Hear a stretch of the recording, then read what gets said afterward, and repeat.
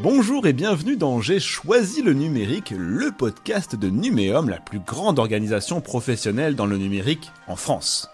J'ai choisi le numérique est le podcast pour tous ceux qui cherchent à travailler, se reconvertir, se former au numérique, que vous soyez sans emploi depuis plusieurs années, que vous vous ennuyez dans votre job, que vous soyez prêt à vous reconvertir ou tout simplement que vous n'avez pas conscience du potentiel des métiers du numérique, cette émission est pour vous.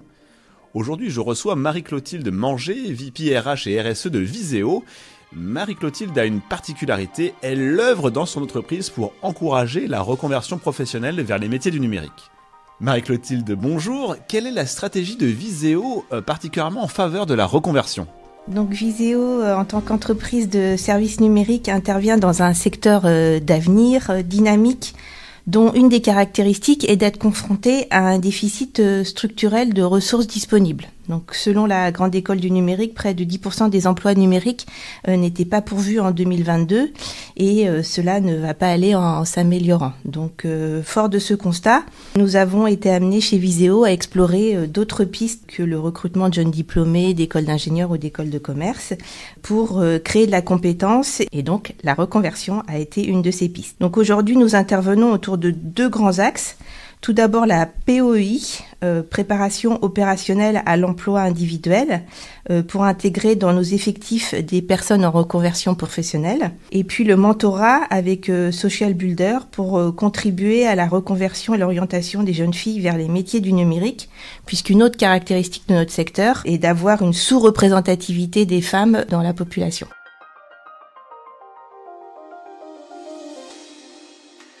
Et à ce titre, combien Viséo espère recruter de personnes cette année ? Combien y a-t-il de postes ouverts actuellement ?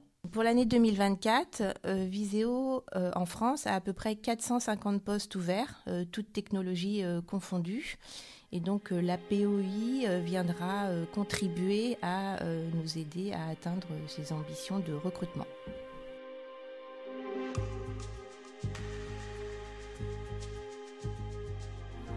Donc on le voit, la reconversion, c'est quelque chose de fort, d'important dans l'entreprise, mais comment finalement adresser cette stratégie, comment l'architecturer, j'ai envie de dire. Je suppose qu'il faut un lien avec la direction sur cette question qui est centrale pour le recrutement. Et finalement, comment infuser cette volonté au sein même des équipes ?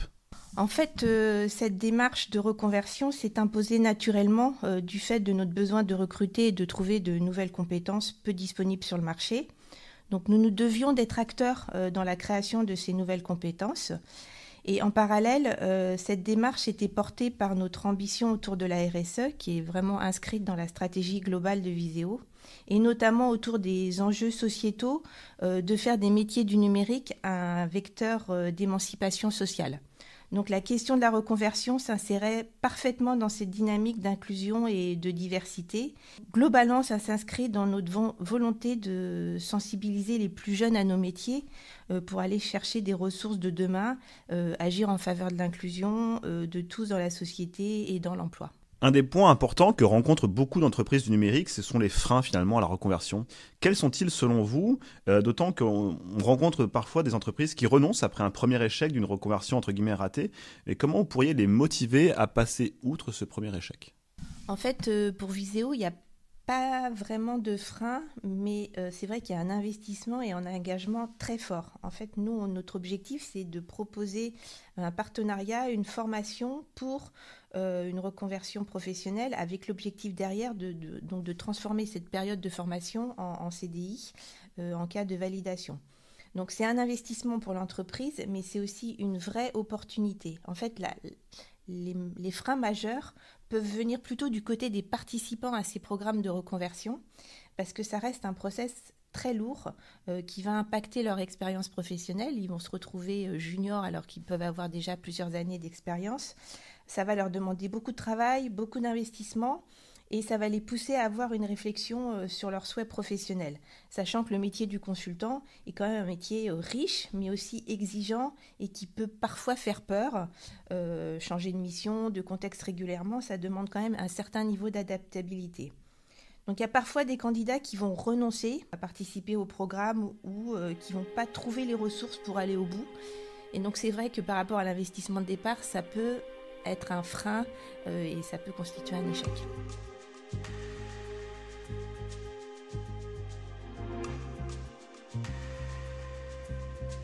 quels sont les conseils que vous pourriez donner aux entreprises qui souhaitent, comme vous, adopter une stratégie forte et volontaire en faveur de la reconversion vers les métiers du numérique ? Comme je l'ai dit précédemment, en fait, tout repose sur l'engagement des équipes et donc sur la compréhension de l'intérêt d'une telle démarche, sur un marché tendu en termes de ressources, mais aussi sur l'apport humain que représentent ces programmes très riches en diversité de parcours et de profils, et donc qui nous permettent de partager une autre vision de notre métier. Et donc les programmes de POI sont réussis grâce à l'engagement très fort de nos équipes métiers qui vont accueillir les participants, intervenir dans les parcours de formation et bien sûr après être très présents au moment de l'intégration dans les équipes.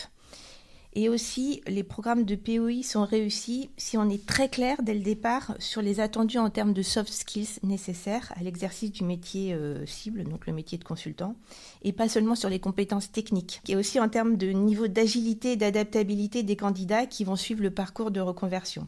Donc il y a un fort engagement à la fois des équipes métiers, mais aussi des équipes RH, pour le recrutement, l'accompagnement et la diffusion du Viséo Spirit dès le premier jour, pour permettre aux participants de se projeter sur le long terme au-delà de la période de formation. Travailler ces soft skills, finalement, avoir aussi une perspective à long terme, ce seront les mots de cet épisode d'aujourd'hui. Marie-Clotilde Manger, merci beaucoup. Je rappelle que vous êtes VP RH et RSE chez Viséo. Quant à moi, je vous dis à très bientôt pour un prochain épisode de J'ai choisi le numérique, le podcast de Numéum sur la reconversion vers les métiers du numérique. Au revoir.